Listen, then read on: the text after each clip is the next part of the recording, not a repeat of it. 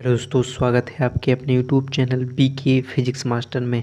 फिर से हाजिर हूँ क्लास 12 फिजिक्स के अध्याय 2 विद्युत फ्लक्स एवं गॉस प्रमेय की सभी महत्वपूर्ण डेरिवेशन लेकर, जो कि एक ही वीडियो में जितनी भी डेरिवेशन होंगे सबको हम कंप्लीट करने वाले हैं।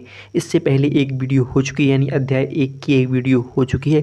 उसको आपने नहीं देखा हो तो उसे ज़रूर देख लीजिएगा। डिस्क्रिप्शन में आई बटन में उसका लिंक दिया है, उसे ज़रूर देख लीजिएगा।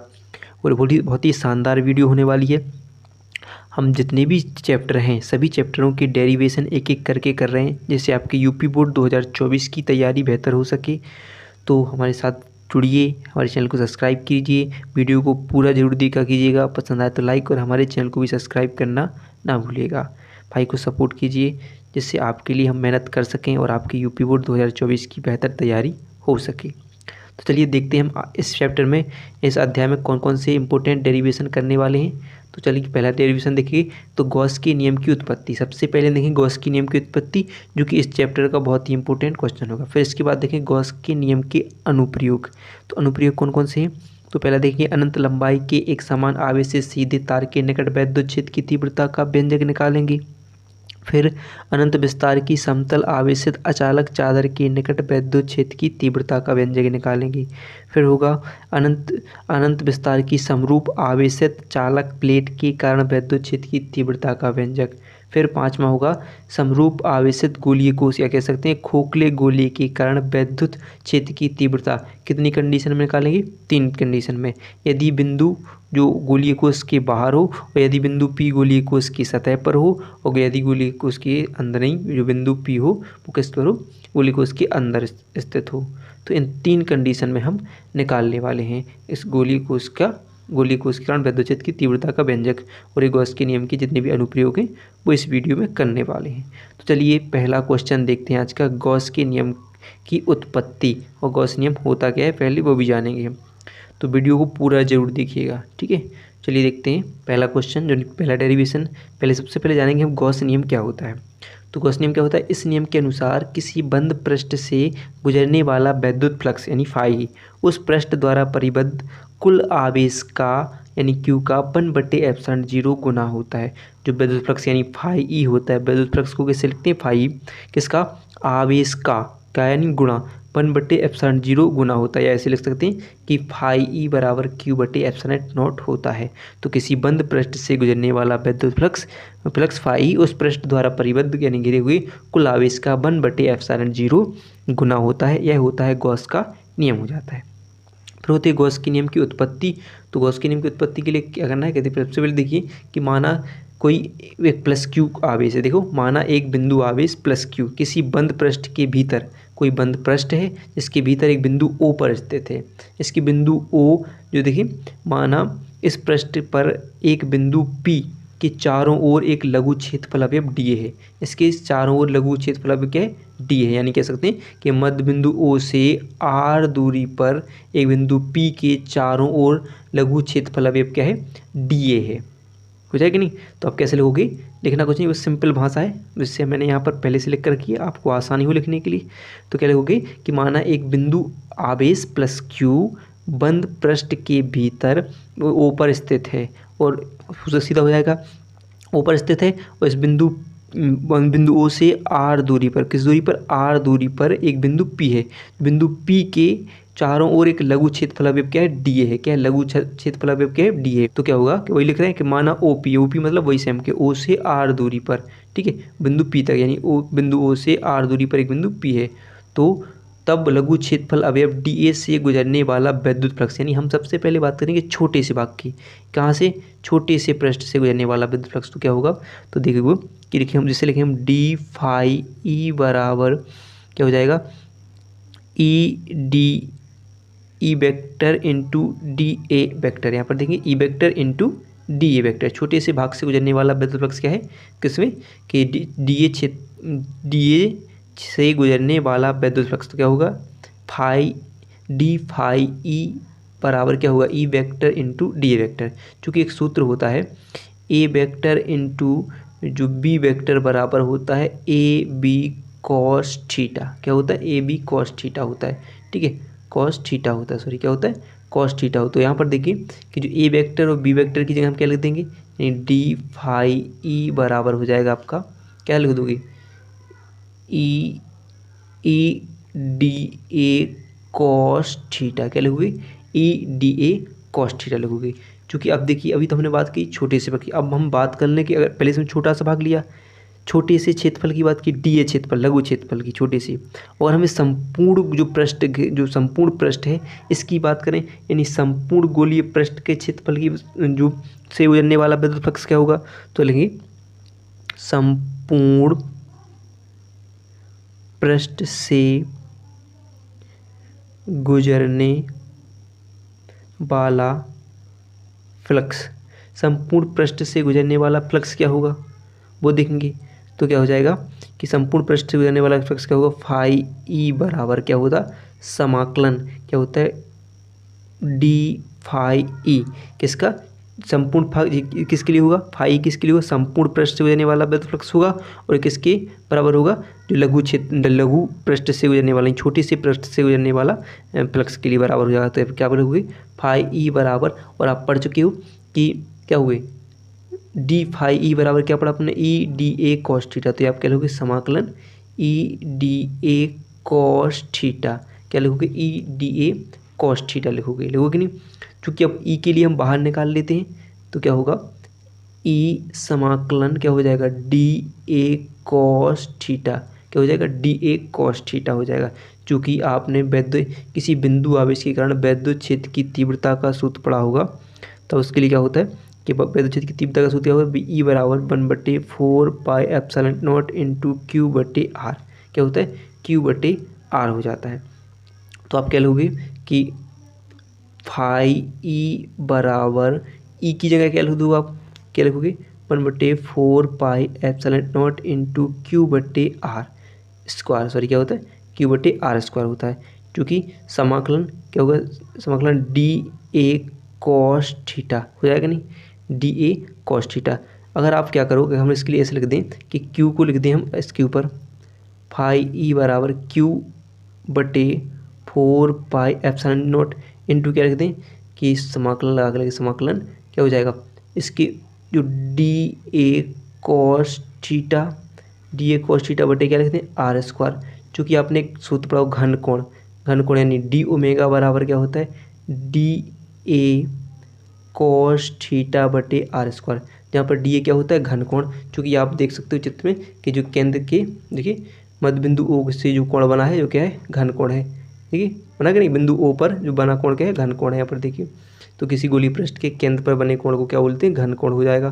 तो क्या डी ओमेगा बराबर sorry D A cos theta बराबर क्या, आर स्क्वायर बटे क्या के बराबर क्या हो जाएगा, डी ओमेगा। तो इस पूरे की जगह क्या लिख दें कि क्यू बटे 4 पाई एप्सिलॉन नॉट इंटू क्या लिखें, समाकलन डी ओमेगा, ठीक है, डी ओमेगा हो जाएगा।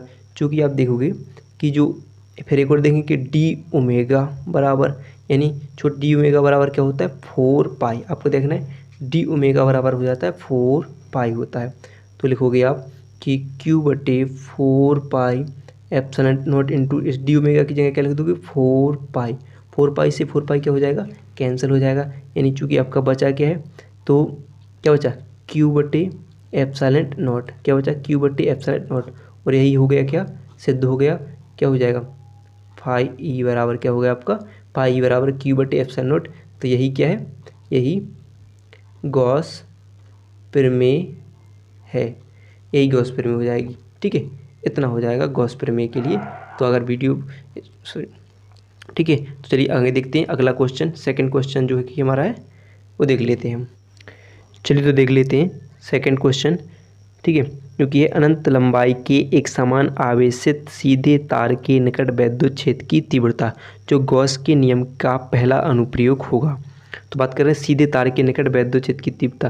तो सबसे पहले मान लीजिए कोई एक सीधा तार है, जो एल लंबाई का एक सीधा तार है, और इस पर प्लस क्यू आवेश समान रूप से, देखिए एक एल लंबाई का एक तार है, एल लंबाई का एक तार है, और इस पर प्लस क्यू, ये दिख रहे हैं प्लस क्यू आवेश समान रूप से वितरित है।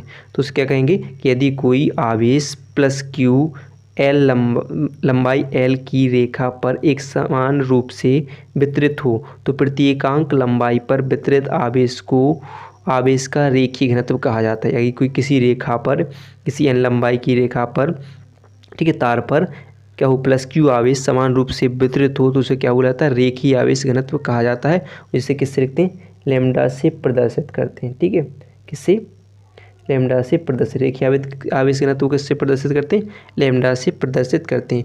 क्योंकि क्या हो जाए आपका लैम्डा बराबर क्या हो जाएगा, लैम्डा बराबर क्या हो जाएगा, क्यू बटे एल। क्या हुए कि लैम्डा बराबर क्या हो, क्यू, कोई आवेश हो और प्रत्येकांक लंबाई पर वितरित हो तो उसे क्या बोला जाएगा, एल की लैम्डा बराबर क्यू बटे एल हो जाएगा। या हम लिख सकते हैं इसे कि अगर हम इसे क्यू के रूप में बनाए, यानी क्यू बराबर बटे में एक मानकर क्रॉस गुणा करें तो क्यू बराबर हो जाएगा लैम्डा एल। ऐसे मान लोगे आप समीकरण 1, इसकी भी हमें ज़रूरत पड़ेगी। तो इतना याद हो जाएगा कि कोई लंबाई कि एक तार पर कोई अगर प्लस क्यू आवेश समान रूप से वितरित है या कोई आवेश समान रूप से वितरित है तो उसकी प्रत्येकांक लंबाई पर जो कि प्रत्येकांक लंबाई पर वितरित आवेश को क्या बोला जाता है, रेखीय आवेश घनत्व कहा जाता है। यानी एल लंबाई के चालक तार पर वितरित आवेश को क्या कहा जाता है, रेखीय आवेश घनत्व कहा जाता है। ऐसे किससे प्रदर्शित करते हैं, लैम्डा से प्रदर्शित करते हैं। और लैम्डा बराबर क्यू बट्टी एल ऐसे लिख सकते हैं। अगर हमें क्यू के रूप में बनाता है क्यू बराबर लैम्डा एल हो जाता है। अब चूंकि हम निर्धारण की बात करते हैं कैसे इसका सूत्र निकालते हैं, तो देखिए कि मान लेते हैं माना कि तार के निकट आर दूरी पर एक बिंदु पी है। चूँकि हम देखते हैं आर जो तार है, तार से आर दूरी पर एक बिंदु पी है। ठीक है, मान लीजिए यहाँ पर क्या है, एक बिंदु पी है। तो जिस पर हमें क्या करनी है, वैद्युत क्षेत्र की तीव्रता, यानी वैद्युत क्षेत्र की तीव्रता ई ज्ञात करनी है। क्या करनी है, ज्ञात करनी है। तार से आर दूरी पर एक निकट आर बिंदु पी है जहाँ पर हमें वैद्युत क्षेत्र की तीव्रता ज्ञात करनी है। अब इस बिंदु पी के चारों ओर, यानी इस पी से, यानी देखिए इसलिए बिंदु पी से गुजरने वाली एल लंबाई के समक्ष, यानी एल लंबाई का चालक तार है तो उसके समक्ष एक गॉसियन बेलनाकार पृष्ठ खींचते हैं हम। कोई गॉसियन बेलनाकार, एक पूरा क्या है, गॉसियन बेलनाकार पृष्ठ है। ये क्या हो जाएगा, बेलनाकार पृष्ठ खींचते हैं। समय बचाने के लिए देखो मैंने यहाँ पर चित्र पहले से बना कर रखा है, आप आराम से बना लेना। ठीक है, तो हमने क्या कर लिया कि तार से आर दूरी पर एक बिंदु पी है और इस बिंदु पी से के समकक्ष यानी उसी पर क्या करते हैं, एक गॉसियन बेलनाकार पृष्ठ खींचते हैं। और पृष्ठ के प्रत्येक बिंदु पर वैद्युत क्षेत्र की तीव्रता का परिमाण कैसा है, समान है। इसके प्रत्येक पृष्ठ पर वैद्युत क्षेत्र की तीव्रता का पृष्ठ कैसे क्या है, समान है। वैद्युत क्षेत्र की तीव्रता कैसी है, समान है। तो इस पृष्ठ पर लिए गए किसी भी क्षेत्रफल अवयव, यानी कोई पृष्ठ पर हम छोटा सा क्षेत्रफल अवयव क्या ले लें, डी ए क्षेत्रफल ले लें, छोटा सा अवयव लिए तो वैद्युत क्षेत्र वेक्टर ई वेक्टर तथा वेक्टर डी ए दोनों एक ही दिशा में होंगे। यानी वैद्युत क्षेत्र की तीव्रता और जो क्षेत्रफल अवयव डी ए किस में होंगे, एक ही दिशा में होंगे। तो क्षेत्रफल अवयव डी ए से होकर गुजरने वाला वैद्युत फ्लक्स तो क्या हो जाएगा, यानी छोटे से भाग ले लिया पहले, क्या छोटे से भाग के लिए लिया तो छोटे से भाग के क्या हो जाएगा, गुजरने वाला वैद्युत फ्लक्स क्या हो जाएगा, ऐसा। ठीक है, तो अगर हम मान लें छोटे से भाग के लिए तो कैसे लिखोगे आप, कैसे लिखोगे, डी फाई ई बराबर क्या हो जाएगा, जो आपका हो जाएगा ई vector into d A vector. ठीक है, बात वही कर रहे हैं कि नहीं, कि किसी भी जगह पर हमने छोटा सा अल्फांश क्या ले लिया, डी ए क्षेत्रफल ले लिया तो उससे गुजरने वाला वैद्युत फ्लक्स क्या होगा, तो वैद्युत फ्लक्स क्या हो जाएगा, डी फाई ई बराबर ई vector into d A vector. चूँकि एक सूत्र होता है जो ए वेक्टर इंटू बी वेक्टर बराबर क्या होता है, ए बी कॉस थीटा। मान लीजिए क्या होता है, ए बी कॉस थीटा हो जाता है। तो यहाँ पर देखिए सेम वही लिखा सूत्र आप देख सकते हो कि अगर हम लिखें डी फाई ई बराबर ई वेक्टर इंटू डी वेक्टर की जगह क्या लिखते हैं हम, ए बी कॉस थीटा, यानी E D A cos theta. क्योंकि हम मानेंगे कॉस थीटा बराबर कितना होगा, यानी कॉस थीटा की जगह क्या होगा, 0 कॉस 0 का मान कितना होता है 1। क्योंकि देखिए एक ही दिशा में यानी समांतर दिशा में, तो समांतर दिशा के लिए कॉस का अंश यानी कॉस कितना होता है, कॉस 0 अंश होता है। कॉस 0 अंश का मान कितना होता है 1। तो आप क्या लिखोगे, डी फाई ई बराबर ई डी ए कॉस 0 अंश, और कॉस 0 अंश का मान हम पढ़ चुके हैं, ई फाई बराबर क्या हो जाएगा 1 होता है। तो एक हम लिखेंगे नहीं, तो यानी सूत्र क्या हो जाएगा हमारा, डी फाई ई बराबर क्या हो जाएगा, ई डी ए। इसे मान लोगे आप समीकरण 2।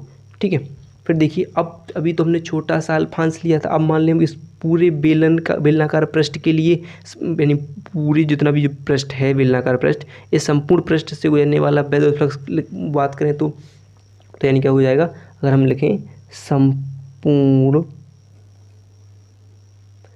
बेलनाकार पृष्ठ से गुजरने वाला फ्लक्स। तो क्या हो जाएगा संपूर्ण पृष्ठ से, तो संपूर्ण पृष्ठ के लिए आप लिखोगे कि फाई ई, क्या लिखोगे फाई ई, और समाकलन डी फाई ई। जो संपूर्ण, ये क्या होगा संपूर्ण पृष्ठ से गुजरने वाला विद्युत फ्लक्स, और ये बराबर किसके होगा छोटे से अल्पांश के लिए जो हमने लिया था उसके बराबर लिख देते हैं। तो यानी आप लिखोगे, कैसे लिखोगे कि फाई ई बराबर समाकलन, आपने भी पढ़ चुके हो कि डी फाई ई का मान कितना है। समीकरण देखिए आप, समीकरण 2 में डी फाई ई का मान कितना है, तो क्या लिखोगे ई डी ए, सॉरी क्या है ई डी ए, क्या है ई डी ए है। क्योंकि अगर आप ई के लिए बाहर निकाल लो ई का समाकलन नहीं होगा, यानी आप क्या लिखोगे समाकलन डी ए। चूँकि आप देखोगे कि समाकलन डी ए बराबर, चूँकि डी ए क्या होगा जो बेलनाकार पृष्ठ है, यानी बेलन का बक पृष्ठ होगा या बेलन का क्षेत्रफल होगा, तो बेलन का बक पृष्ठ यानी इसका मान होगा 2 पाई आर एल, बेलन का बक पृष्ठ यानी समाकलन डी ए बराबर क्या हो जाएगा 2 पाई आर एल। तो आप क्या लिखोगे ई इंटू क्या हो जाएगा आपका 2 पाई आर एल, ऐसे ब्रैकेट में लिख देते हैं हम, और क्या हो जाएगा फाई ई। ठीक है, इतना हो जाएगा, इतना क्लियर है। इतना आप इसे कोई नाम दे दीजिए, आप समीकरण 3 नाम देते हैं। ठीक है 3। अब देखोगे गॉस की प्रमेय से, ठीक है, तो आप कैसे देखोगे गॉस की प्रमेय से। गॉस की प्रमेय क्या पढ़ी आपने, फाई ई बराबर क्यू बटे एप्सिलॉन नॉट, क्यू बटे एप्सिलॉन नॉट, ऐसे आप नाम दे दो, मान लो 4 दे देते हैं। तो आप देखोगे समीकरण 3 व 4 से, क्यों देखिए यहाँ पर देखिए फाई ई और फाई ई दोनों का मान क्या है सेम है, फाई है, और यहाँ पर तो क्या करेंगे समीकरण 3 और समीकरण 4 से, यानी मान लो कि हम समीकरण 3 से जो E into 2 pi r L है वो कहाँ पर रख दें इस फाई की जगह, यानी सेम देखिए मान एक से, तो हम क्या करें तो क्या लिख दें E into 2 pi r L बराबर क्या हो जाएगा क्यू बटे एप्सिलॉन नॉट।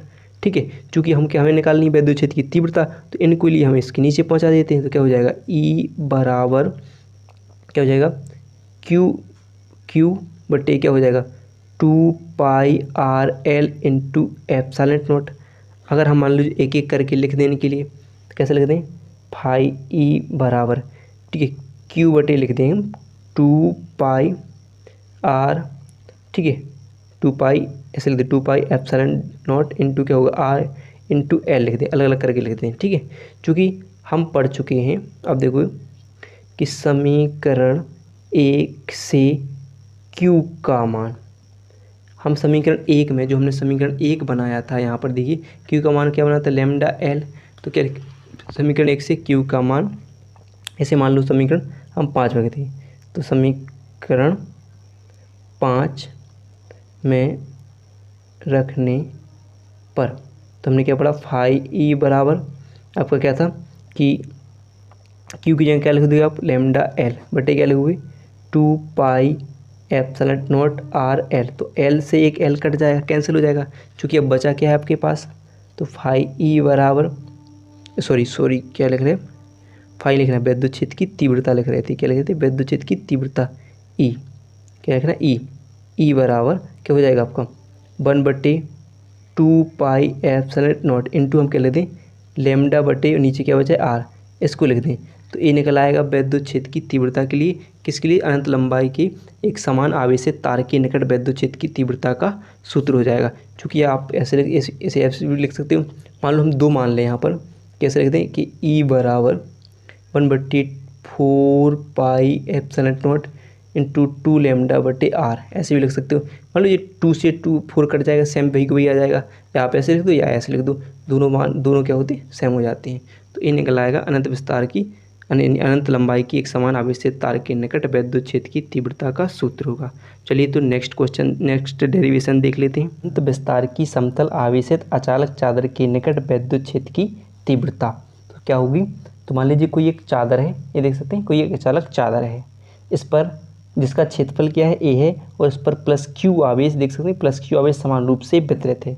तो अगर किसी चादर के किसी पृष्ठ पर कोई पृष्ठ के क्षेत्रफल पर कोई आवेश समान रूप से वितरित हो तो क्या कहते हैं कि उस पृष्ठ के प्रति एकांक क्षेत्रफल पर विद्यमान आवेश को पृष्ठ आवेश घनत्व कहा जाता है। क्या कहते हैं, सबसे पहले तो जानना है कि पृष्ठ आवेश घनत्व क्या हो जाएगा। तो क्या लिखेंगे कि यदि कोई कोई आवेश है वो क्या करे, किसी पृष्ठ, चादर के कोई पृष्ठ हो, किसी पृष्ठ के क्षेत्रफल क्या हो, क्षेत्रफल क्या है, ए है, पर समान रूप से क्या हो, वितरित हो, फैला हुआ हो, वितरित हो, तो उस पृष्ठ के प्रति एकांक क्षेत्रफल पर विद्यमान या विद्यमान आवेश को पृष्ठ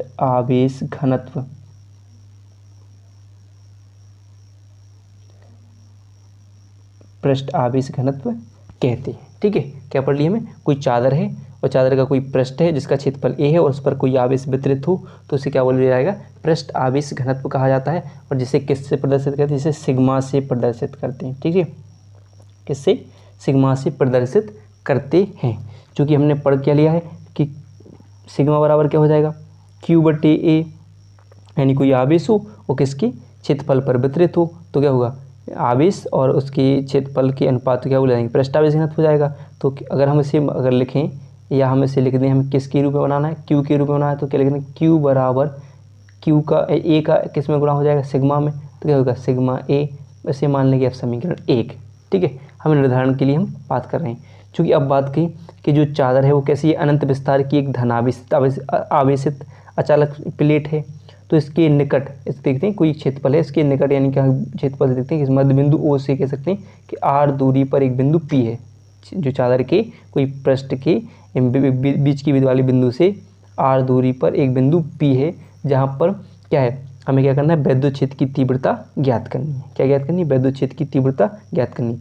चूँकि इस बिंदु P के दूसरी तरफ भी एक और बिंदु P है जहाँ पर भी वैद्युत क्षेत्र की तीव्रता क्या है, यानी जो उसका क्षेत्रफल क्या है, DA क्षेत्रफल है, दोनों के देखिए क्षेत्रफल है। तो बिंदु P के समीप दूसरा क्षेत्रफल, तो इस चादर की आर पार एक हम क्या करते हैं, एक गॉसियन पृष्ठ की कल्पना करते हैं। ये क्या है, एक जो क्या कह सकते हैं गॉसियन बेलन की कल्पना करते हैं। ये क्या है, गॉसियन बेलन होगा। ये आपका क्या हो जाएगा, गॉसियन बेलन की क्या की कल्पना की गई। ठीक है, कल्पना करते हैं, जिसके दोनों सिरों पर क्या प्रॉब्लम है कि क्षेत्रफल कैसा है, ए क्षेत्रफल है, और चादर कैसी है, अनंत विस्तार की है। तो इनके जो क्षेत्रफल होगा, यानी कि जो सभी दिशाओं में इनकी वैद्युत क्षेत्रफल होगा वो किसकी, वैद्युत क्षेत्र की दिशा के क्या होगा, परिमाण के क्या होगा, समान होगा। तो कह सकते हैं कि इससे गुजरने वाला वैद्युत फ्लक्स। ठीक है, जितना आप लिख सकते हो कि आप क्या लोगे कि माना कह सकते हैं, माना कि कोई आवेशित अचालक प्लेट की मध्य बिंदुओं से R दूरी पर एक बिंदु P है। ठीक है, जहाँ पर हमें वैद्युत क्षेत्र की तीव्रता ज्ञात करनी है। तो हम कह सकते हैं, अगर लिखना चाहो तो लिख दोगे कि अनंत विस्तार की आवेशित अचालक चादर के निकट से, यानी बीच से मान लेते हैं, R दूरी पर एक बिंदु P है। ठीक है, P है जिस पर क्या करनी है, वैद्युत क्षेत्र की तीव्रता ज्ञात करनी है, जिस पर वैद्युत क्षेत्र की तीव्रता ज्ञात करनी है। ठीक है, क्या ज्ञात करनी है, वैद्युत क्षेत्र की तीव्रता ज्ञात करनी है।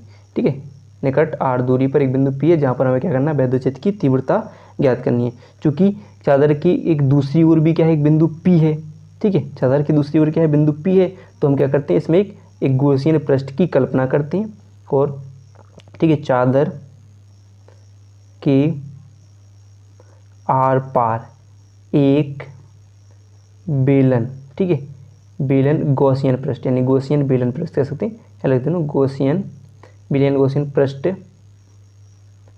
की क्या करते हैं, कल्पना करते हैं। ठीक है, करते हैं, क्योंकि इनके प्रत्येक पृष्ठ पर, यानी जो गॉसियन बेलन के गॉसियन जो पृष्ठ हैं उन पर प्रत्येक पृष्ठ पर क्या है, वैद्युत क्षेत्र क्या है, समान है, और इस पर वैद्युत क्षेत्र की तीव्रता का परिणाम क्या है, समान है। तो चादर की अविलंबित दिशा कैसी होगी, बाहर की ओर होगी। चादर की जो इनकी वैद्युत क्षेत्र की दिशा कैसी होगी, बाहर की ओर होगी। तो कह सकते हैं अतः बेलन के दोनों सिरों से होकर गुजरने वाला वैद्युत फ्लक्स, यहाँ देख सकते हैं कि जो क्षेत्रफल अवयव है डी ए क्षेत्रफल है, और यहाँ पर भी क्या है, डी ए क्षेत्रफल है। तो हम लिख दें, अब संतुलित कर लोगे तो अतः बेलन के दोनों पृष्ठों से गुजरने वाला फ्लक्स, ठीक है, वैद्युत फ्लक्स दोनों पृष्ठों से गुजरने वाला वैद्युत फ्लक्स क्या होगा। तो देखिए अब हम करते हैं निर्धारण, अब हमारा काम होता है। तो बात करें संपूर्ण दोनों बेलन, दोनों जो पृष्ठ हैं दोनों पृष्ठों से कितना, यानी संपूर्ण कितना गोलीय पृष्ठ खींचना है, संपूर्ण गोलीय वैद्युत फ्लक्स की बात करते हैं, कितना फ्लक्स गुजरेगा, संपूर्ण फ्लक्स की बात कर रहे हैं। तो संपूर्ण फ्लक्स के लिए लिखते हैं फाई ई बराबर क्या होगा, समाकलन E vector into d A vector plus समाकलन E vector into d A vector. अब देखो क्यों दो बार लिखा, तो हम क्या बात कर रहे हैं कि बाहर दोनों तरफ अनंत के बेलन के दोनों पृष्ठों के लिए क्या बोला, बेलन के दोनों पृष्ठों से होकर गुजरने वाला वैद्युत फ्लक्स। तो कुल वैद्युत फ्लक्स यानी संपूर्ण वैद्युत फ्लक्स कितना होगा, तो फाई बराबर समाकलन E vector into d vector plus समाकलन E vector into d vector. चूँकि आप देखोगे हमने एक सूत्र बता चुके इससे पहले वाले क्वेश्चन में क्या बताया था कि ए वेक्टर इंटू बी वेक्टर बराबर क्या होता है, ए बी कॉस थीटा होता है कि नहीं। तो हम क्या लिख दोगे, इन दोनों की जगह क्या लिख दोगे हम कि समाकलन ई डी ए प्लस समाकलन क्या हो जाएगा, E D A cos theta, इसमें भी कॉस का हो जाएगा, कॉस थीटा हो जाएगा। चूँकि हम बोले कि समांतर यानी एक ही दिशा में है, दोनों पृष्ठों की दिशा कैसी है, एक सी है। जो पृष्ठ क्षेत्रफल से गुजरने वाले देखो वैद्युत क्षेत्र और परिणाम वैद्युत क्षेत्र की दिशा और क्षेत्रफल की दिशा कैसी है, समान है। तो इन पर जो कोण होगा वो कितने अंश का होगा, cos 0 अंश होगा। cos 0 अंश का मान कितना होगा, एक। समांतर दिशा के लिए क्या होता है, एक होती है। तो हम क्या लिख देंगे, तो समाकलन चूँकि ये क्या होगा ई डी ए बचेगा, cos 0 अंश का मान हम यहाँ पर रख देंगे, तो 0 अंश रखेंगे तो 0 अंश का मान कितना होता है, एक। तो एक को हम लिखेंगे नहीं, तो क्या हो जाएगा समाकलन ई डी ए, दोनों तरफ हो जाएगा ई डी यानी कितना हो जाएगा, चूँकि समाकलन क्या हो जाएगा, समाकलन 2EDA, समाकलन EDA कितने 2 समाकलन 2DA। तो अगर हमें समाकलन किसका करना हो तो 2E को बाहर निकालते हैं और कितना D का समाकलन करते हैं, इन D के समाकलन कर देते हैं। चूँकि समाकलन करने पर क्या होता है, ये D हट जाएगा। तो आप क्या लिख दोगे 2EA, क्या बचेगा 2EA, यानी फाई ई बराबर क्या बचा आपका 2EA। तो आपको इसे नाम दे दोगे समीकरण 2। इससे पहले हमने एक बनाया था, इसे समीकरण 1 नाम दिया था, इसे समीकरण दे देंगे 2 नाम दे देंगे, ठीक है। अब चूँकि देखिए गॉस, ठीक है, गॉस नियम से यानी गॉस प्रमेय से, तो गॉस नियम क्या है, गॉस नियम क्या पढ़ा हमने, फाई ई बराबर क्यू बटे क्या हो जाएगा, क्यू बटे एप्सिलॉन नॉट पढ़ा हमने, क्या पढ़ा एप्सिलॉन नॉट। तो यहाँ पर देखोगे कि समीकरण जो इसका मान फाई ई और इस यहाँ पर देखिए फाई मान दोनों क्या है, समय सेम है। तो यहाँ पर क्या करें 2EA यहाँ पर रख दें, इसकी जगह पर रख दें, इसकी जगह पर आ जाएंगे तो हम क्या लिख दें 2EA बराबर क्या हो जाएगा, क्यू बटे एप्सिलॉन नॉट हो जाएगा। चूँकि हमें निकालनी है वैद्युत क्षेत्र की तीव्रता, तो हम क्या लिखें ई को यहीं पर लिखने दें और 2A को यहाँ पर नीचे पहुँचा देते हैं। तो क्यू बटे क्या हो जाएगा 2A एप्सिलॉन नॉट हो जाएगा। चूँकि अब देखिए हमने समीकरण 1 में पढ़ा है, क्या है समीकरण 1 से, यानी हमने क्या पढ़ा है कि जो Q बराबर क्या पढ़ा था हमने, Q बराबर सिग्मा ए पढ़ा था। तो अब क्या दोगे, तो मैं Q बराबर सिग्मा ए कहाँ पर रख दें, इसको मान लेते हैं समीकरण, कोई नाम दे दो आप, समीकरण 3 नाम दे दो, ठीक है, यहाँ पर रख देते हैं। तो यहाँ पर देखो कि E बराबर Q की जगह क्या लिखना है, Q की जगह क्या लिखना है सिग्मा ए बटे क्या लिखा है 2 एप्सिलॉन नॉट ए लिख देते। ए से आप क्या कर दोगे, ए कैंसिल कर दोगे, तो आपका बच क्या रहा है ई बराबर सिग्मा बट्टी 2 एप्सिलॉन नॉट। और यही क्या निकल आएगा, वैद्युत क्षेत्र की तीव्रता का सूत्र हो जाएगा। ठीक है, और मात्रक आप जानते हो कि न्यूटन प्रति कूलाम होता है वैद्युत क्षेत्र की तीव्रता का मात्रक। ठीक है, ये निकल आएगा किसके लिए, समतल चादर के निकट वैद्युत क्षेत्र की तीव्रता का सूत्र हो जाएगा।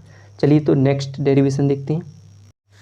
चलिए तो देख लेते हैं क्या है, अनंत विस्तार की समरूप आवेशित चालक प्लेट के कारण वैद्युत क्षेत्र की तीव्रता। तो देखिए, एक अनंत विस्तार की समरूप आवेशित चालक प्लेट है जिसके दो पृष्ठ हैं, एक व दो पृष्ठ हैं, और दोनों पृष्ठों पर क्या है, प्लस क्यू आवेश समान रूप से वितरित हैं। इनका पृष्ठ घनत्व क्या है, दोनों का सिग्मा है, और इनके किसी बिंदु से आर दूरी पर एक बिंदु पी है जहाँ पर वैद्युत क्षेत्र की तीव्रता क्या है, E1 व E2 है।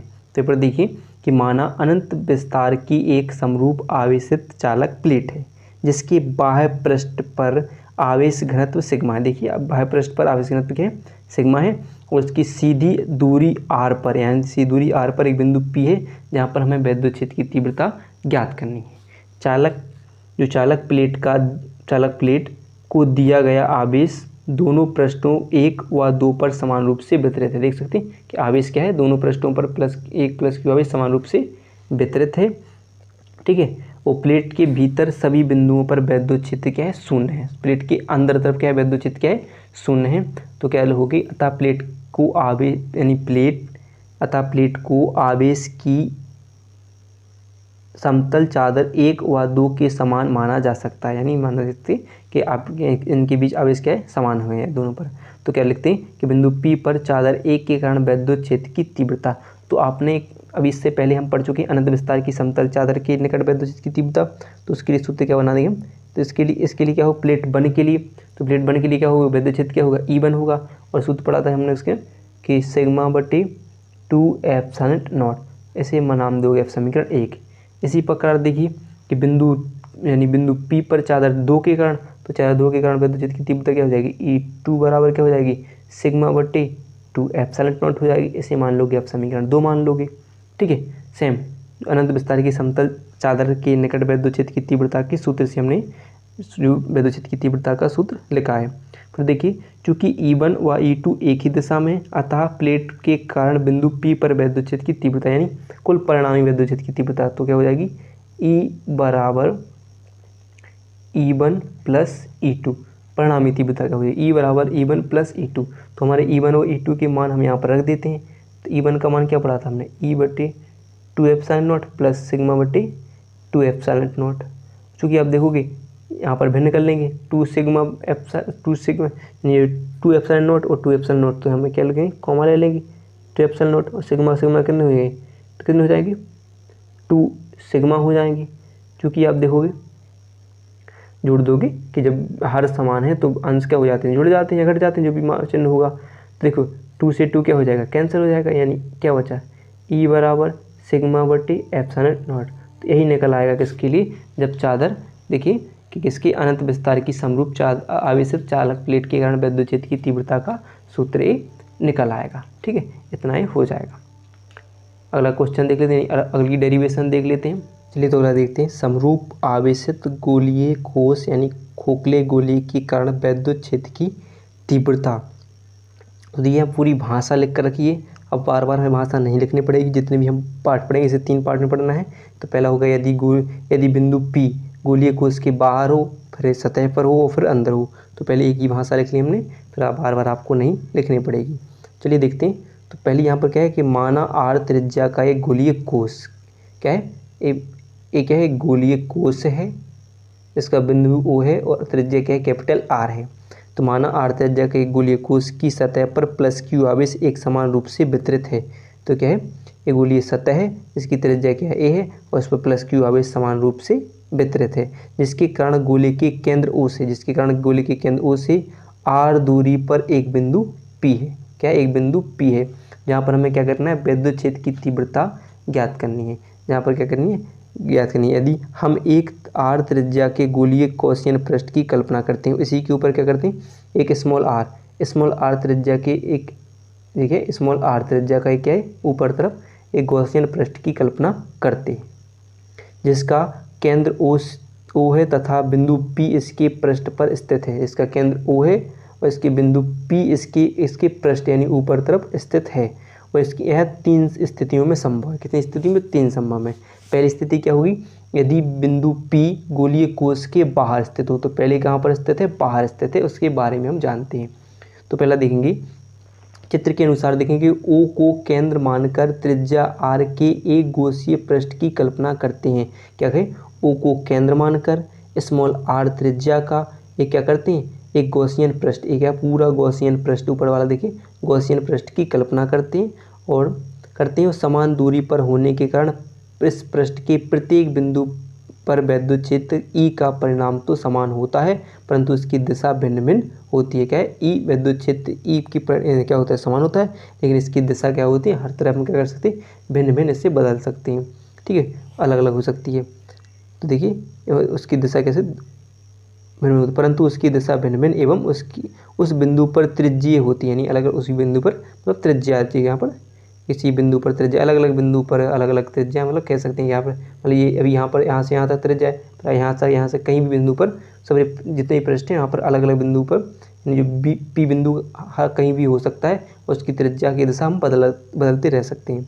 ठीक है, फिर देखें बिंदु P पर गोशीय पृष्ठ की सतह पर एक अल्पांश क्षेत्रफल dA लेते हैं। कोई बिंदु P है, उसके पृष्ठ पर एक अल्पांश क्षेत्रफल क्या लेते हैं? dA लेते हैं, जिसकी सदिश क्षेत्रफल की दिशा भी मतलब जिसके सदिश क्षेत्रफल की दिशा भी त्रिज्य होगी। यानी उसी की दिशा में जहाँ पर विद्युत क्षेत्र होगा उसी के साथ होगी, और उस पर भी क्या होगी? दिशा कैसी होगी? त्रिज्या के जितनी त्रिज्या की दिशा में होगी। ठीक है, जहाँ पर त्रिज्या आ रही है। तो अतः dA क्षेत्रफल से गुजरने वाला विद्युत फ्लक्स, यानी अब छोटे से भाग की कर रहे हैं, कितने से? एक छोटा सा भाग ले रहे हैं। देखिए यहाँ पर एक अल्पांश छोटा सा भाग लिए, इससे गुजरने वाला विद्युत फ्लक्स। तो क्या होगा? d फाई E बराबर क्या हो जाएगा? तो क्या हो जाएगा? E vector into dA vector हो जाएगा नहीं? E vector into dA vector हम इससे पढ़ चुके हैं, अभी एक दो बार हम पढ़ चुके हैं बिहार 2 क्वेश्चनों में कि E d फाई बराबर क्या हो जाता है? E dA cos theta. चूँकि देखो त्रिज्य है नहीं उसी दिशा में चल रहे हैं, समान दिशा में, तो cos का मान कितना होगा? यानी cos क्या होगा? cos 0 अंश होगा, और cos 0 अंश का मान कितना हो जाएगा? 1। तो हम क्या लिखेंगे? E dA क्या हो जाएगा? cos 0 अंश का मान होता है 1, तो यानी थीटा cos थीटा की जगह हम क्या लेंगे? 0 अंश, तो 0 अंश का मान कितना हो जाएगा? 1 हो जाएगा। तो हम क्या लिख देंगे? d फाई E यानी cos 0 अंश, इसे मान लेंगे हम समीकरण 1। ठीक है, अब चूँकि बात कर रहे हैं कि अगर हम बदलो इसकी दिशा बदल दें, पूरे पृष्ठ जितने भी पृष्ठ हैं बिंदु P जो गोलीय कोश के जितने भी पृष्ठ हैं, इन संपूर्ण पृष्ठ के लिए क्या मान लें? विद्युत फ्लक्स मान लें, यानी संपूर्ण गॉसियन पृष्ठ के लिए विद्युत फ्लक्स। तो क्या लिखें? संपूर्ण गॉसियन पृष्ठ के संपूर्ण पृष्ठ से गुजरने वाला फ्लक्स, विद्युत फ्लक्स क्या होगा? तो संपूर्ण पृष्ठ से फ्लक्स गुजरेगा तो उसे लिख दिए हम किससे? Phi E। किससे लिखते हैं? संपूर्ण पृष्ठ से गुजरने वाला फ्लक्स क्या होता है? फाई, और वो किसके बराबर होगा? समाकलन d फाई E के। ठीक है, समाकलन क्या दर्शाता है कि जो छोटे अल्पांश के लिए क्या हो? पूरे भाग के लिए होगा। यानी इसे सॉरी क्या है? समाकलन क्या दर्शाता है? संपूर्ण भाग के लिए विद्युत फ्लक्स होगा। ठीक है, तो हम देखेंगे तो फाई E बराबर हम d फाई बराबर क्या पढ़ चुके हैं? समाकलन क्या पढ़ चुके? E dA क्या पढ़ चुकी? समाकलन क्या पढ़ चुकी? E dA। चूँकि अगर हम बात करें तो फाई E बराबर किसका? E को हम बाहर निकाल लें और किसका समाकलन कर लें? dA का समाकलन करते हैं। चूँकि यहाँ पर देखोगे कि जो dA होता है वो गोलीय कोश का क्षेत्रफल होता है, तो समाकलन dA बराबर क्या क्षेत्रफल होता है? तो dA बराबर पृष्ठ का क्षेत्रफल क्या हो? 4 पाई, और गोलीय पृष्ठ यानी गोले के बकपृष्ठ का क्षेत्रफल क्या होता है? 4 पाई r स्क्वायर। तो आप क्या लोगे? फाई E बराबर E इंटू 4 पाई r स्क्वायर क्या हो जाएगा? 4 पाई r स्क्वायर हो जाएगा। चूँकि ऐसे कोई नाम दे दो कि आप समीकरण, मान लेते हैं हम समीकरण 2 नाम देते हैं, इसे हमने वहाँ पर समीकरण 1 दिया था, समीकरण 2 नाम देते हैं। चूँकि आपने पढ़ा गॉस प्रमेय से। ठीक है, गॉस प्रमेय देखेंगे। ठीक है, गॉस प्रमेय से, तो गॉस प्रमेय क्या होती है? फाई E बराबर क्या होता है? Q बटे एप्सिलॉन नॉट। चूँकि हम पढ़ चुके हैं कि फाई E और फाई E का मान क्या था पहले से? A into 4 pi square. तो यहाँ पर रख देते हैं, यानी समीकरण, इसको नाम दे दो आप, समीकरण 3 नाम दे दो। तो क्या लिखें? समीकरण 2 व 3 से समीकरण 2 व 3 से। तो समीकरण 2 व 3 से मान रखें तो फाई ई की जगह इस फाई ई की जगह क्या लिख दें हम, ई इंटू क्या लिख दें, ई इंटू 4πr² बराबर क्या लिख दें, Q/ε0। चूँकि अब यहाँ पर हम आगे हल कर देते हैं थोड़ा सा और, ठीक है। चूँकि हमें निकालना क्या है, वैद्युत क्षेत्र, तो वैद्युत क्षेत्र की तीव्रता को हम कहाँ लिख दें, बाहर लिखे रहने दें और क्या हो जाए Q/ क्या लिख दें, 4πr² को नीचे पहुँचा देते हैं, 4πr² इंटू एप्सिलॉन। चूँकि हम इसे सही रूप में लिख दें तो क्या लिख दें हम कि E बराबर 1/4πε0 इंटू Q/r² ऐसे लिख दें हम, ठीक है। इतना निकल आएगा, इतना हो जाएगा, क्लियर है। चलिए तो आगे देखते हैं। यदि अब देखो, यदि गोलीय कोश का घनत्व, यानी हम घनत्व क्या हो, सिग्मा हो तो क्या हो, घनत्व क्या होता है कि कोई पृष्ठ क्षेत्रफल पर समान रूप से वितरित आवेश को पृष्ठ घनत्व कहते हैं, यानी घनत्व क्या हो, सिग्मा हो तो क्या होगा। तो हमने क्या पढ़ा कि सिग्मा बराबर क्या होता है, सिग्मा बराबर होता है Q/A होता है। सिग्मा बराबर क्या होता है, Q/A। चूँकि हम पढ़ चुके हैं कि Q/A और A क्या होता है, पृष्ठ क्षेत्रफल, तो यानी गोलीय पृष्ठ का क्षेत्रफल, तो क्या होता है 4πr²। तो देखिए यहाँ पर देखोगे कि जो इसके लिए दूरी, यानी यहाँ पर पृष्ठ क्षेत्रफल या किस पर, कैपिटल R त्रिज्या क्या लेते हैं, किसी पृष्ठ पर, कौन से पृष्ठ पर, कि इसे देखिए बाहरी पृष्ठ पर जिसकी त्रिज्या क्या है, कैपिटल R है, इस पर वितरित आवेश क्या होगा, पृष्ठ घनत्व होगा। तो क्या है, त्रिज्या यहाँ पर क्या लेंगे, कैपिटल R ले लेंगे। तो यहाँ पर क्या लिख देंगे हम, कैपिटल R² लिख देंगे, लिख दें कि नहीं, कैपिटल R² हो जाएगा। चूँकि अब देखोगे तो सिग्मा बराबर क्या होगा, क्या होगा, सिग्मा बराबर Q/4π कैपिटल R²। चूँकि हम इसे किसके रूप में बना लें, Q के रूप में बना लेते हैं, हम क्या बना लें, Q बराबर 4π कैपिटल R² सिग्मा हो जाएगा। इसे बना लें, क्योंकि इसे नाम दे दें समीकरण, जैसे हम यहाँ पर दे चुके, इसे मान लेते हैं यहाँ पर देते हैं समीकरण 4 दे देते हैं, तो इसे क्या दे देंगे, 5 दे देंगे। अब चूँकि देखिए अगर हम क्या करें, समीकरण 5 का मान, जो कि समीकरण 5 का मान है वो कहाँ पर रख दें, समीकरण 4 में रख दें, समीकरण 4 में रख दें। तो देखिए यहाँ पर हम रख देते हैं कोई चीज़, ठीक है, यहाँ पर रख दें। तो हम क्या है, समीकरण 4 क्या था, समीकरण 4 व 5 से, समीकरण 4 व 5 से, तो क्या हुआ, समीकरण 4 क्या था, E बराबर 1/4πε0 इंटू Q/r²। चूँकि हमें क्या करना है कि मान रखना है, तो 1/4πε0 इंटू Q की जगह क्या रखना है हमें, 4πr कैपिटल R² क्या हुआ, सिग्मा बटे क्या था, R² था, ठीक है। तो हम क्या करेंगे कि आपका जो 4π से 4π कैंसिल होगा पहली बात तो, ठीक है, हो जाएगा। तो चूँकि क्या बचेगा हमारा, E बराबर क्या होगा, सिग्मा बटे एप्सिलॉन, क्या लोगे, सिग्मा बटे एप्सिलॉन इंटू क्या बचा आपका, कैपिटल R² बटे स्मॉल r²।